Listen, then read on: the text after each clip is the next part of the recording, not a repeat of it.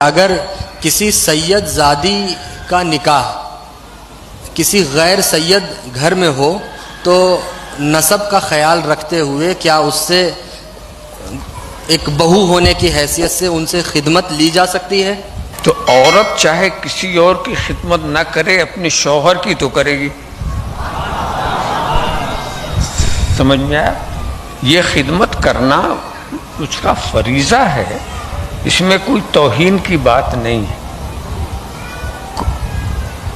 اب یہ آپ کا اپنا مزاج ہے کہ آپ کس سے خدمت لیں، کس سے نہ لیں۔ آپ کسی کی سیادت کا خیال کر کے اس سے خدمت نہ لیں، اس کا اجر آپ کو اتنا ملے گا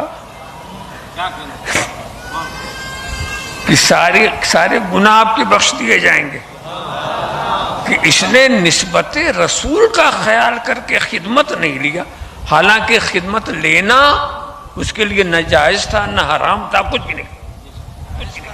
جب بیوی ہے تو اس سے خدمت لیا جائے گا، یہ کوئی حرام وہ نہیں ہے۔ مگر اگر کوئی سوچتا ہے ایسی بات تو اس کا انفرادی سوچ ہے، اس کو کچھ قانون کی شکل میں نہیں بتایا جاتا۔ یہ انفرادی کون کس سے خدمت لیتا، کس سے نہیں لیتا، یہ انفرادی سوچ ہے۔